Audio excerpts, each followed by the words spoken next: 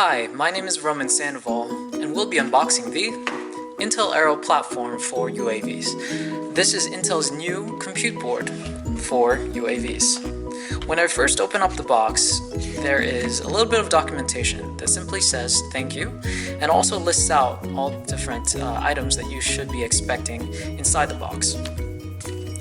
The first thing is the Intel Aero board itself. Now, this board is a compute board that contains an Intel Atom quad-core processor with a burst clock frequency of 2.4 GHz. The heatsink is already attached to that processor. Moreover, there's 4 GB of RAM. There's also 16 GB of eMMC storage, and I believe that can be expanded using an external SSD drive through one of the connectors on the board itself. There's a Wi-Fi module which supports dual band, which essentially means it supports 2.4 and 5 GHz ISM bands, and it also supports 802.11ac 2x2 MIMO. What you'll notice is that there are actually two antenna connectors on this module where you would come about connecting, external antennas. Going through the board, there's multiple connectors. The connectors to note are the USB 3.0 on-the-go connector. There's also a mini HDMI 1.4 connector.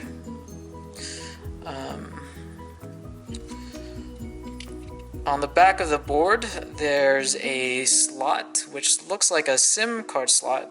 So I think Intel will allow you to connect to cellular services.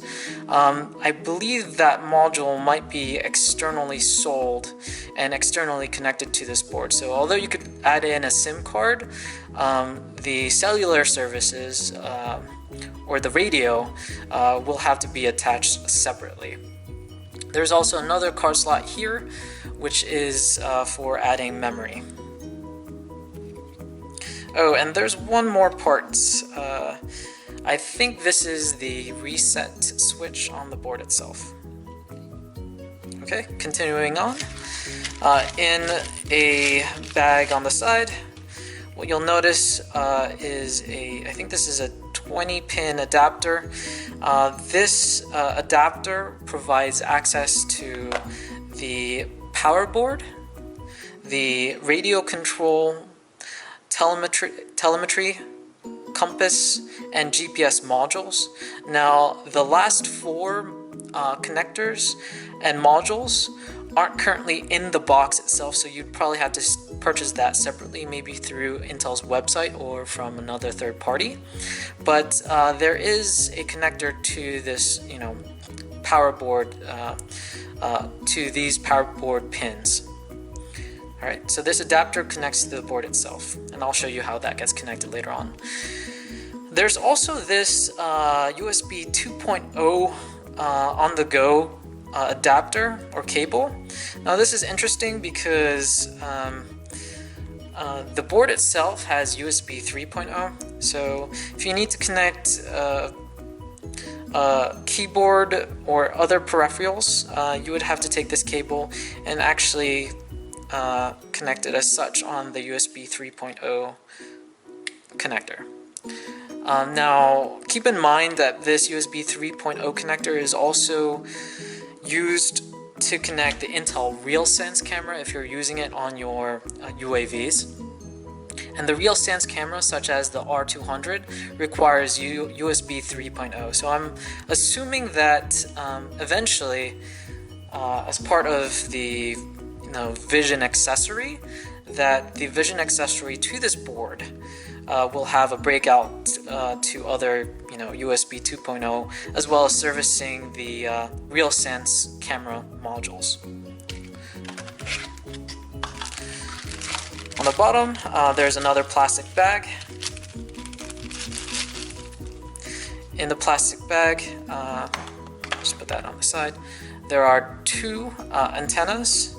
Now, once again, these antennas connect to the back of the board onto the Wi-Fi module. They're a bit difficult to attach, so I won't come about attaching them now. And there's also this pretty heavy power cord. So this also connects to the board, but in fact it actually connects to the adapter that was shown recently. Lastly, there is the AC to DC power converter. This power converter is a, let me see here, it is a 12 volt power converter. When we put all the components together, the power adapter connects as such. This pretty hefty power cable connects to the other adapter, the breakout adapter.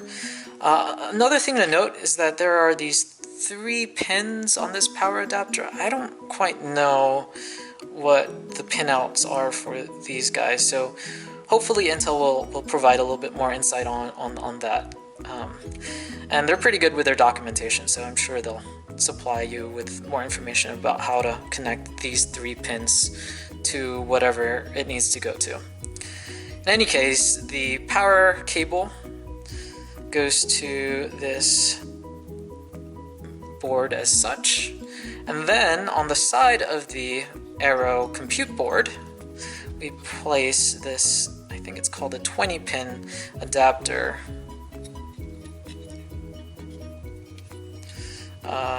We place this 20 pin adapter to the Aero board as such. And that's how it's supposed to connect. Like I said, you could then take this USB 2.0 cable and connect it to the USB 3.0 on-the-go connector, and then connect this USB port to maybe a USB hub, and then attach the keyboard and other peripherals that you need. But I think that's how to get started with this board. Alright, so that's the unboxing of the Intel Aero board and components in the box. Have a great day. Bye.